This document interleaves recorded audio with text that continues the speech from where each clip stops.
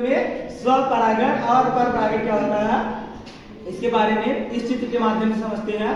स्वपरागण मतलब होता है स्वयं, यानी अपने ही पौधे के पुष्पों के बीच या एक ही पुष्प के बीच जो परागण क्रिया होती है तो उसे क्या कहते हैं, स्वपरागण कहते हैं। यहाँ हम समझते हैं ये आपका क्या है, ये जो पार्ट है यहाँ पे जो फ्लावर में इस तरह से पार्ट है, ये फ्लावर का मेन पार्ट है और यहाँ पे क्या बनते हैं, परागकण। क्या बनते हैं, परागकण।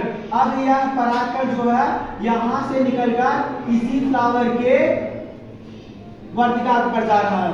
परागकण इस पुष्प के परागकोश से निकलकर इसी पुष्प के वर्तिकाग्र पर जा रहा है, या परागकण निकलकर इसी पौधे के दूसरे पुष्प के वर्तिकाग्र पर जब जाता है तब उसे क्या कहते हैं, स्वपरागण कहते हैं।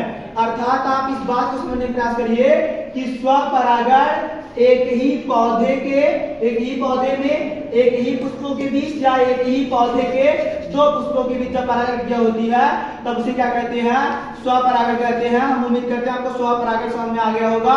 यहाँ हम देखते हैं परपरागण क्या होता है, दोनों पौधे एक ही जाति के होने चाहिए। अगर यह पौधा गुड़हल का है तो यह पौधा भी गुड़हल का होना चाहिए। अगर यहाँ से परागकण निकलकर इस पौधे के पुष्प से परागकण निकलकर दूसरे पौधे के वर्तिकाग्र पर जब जाता है तब उसे क्या कहते हैं, परपरागण कहते हैं। आई होप आपको समझ में आ गया होगा। जब एक ही पौधे के पुष्पों के बीच परागण क्रिया होती है तब उसे क्या कहते हैं, स्वपरागण कहते हैं। जब एक ही जाति के, अर्थात यह गुलाब का पौधा है, यह भी गुलाब का रहेगा, गुड़हल का है तो यह भी गुड़हल का होगा।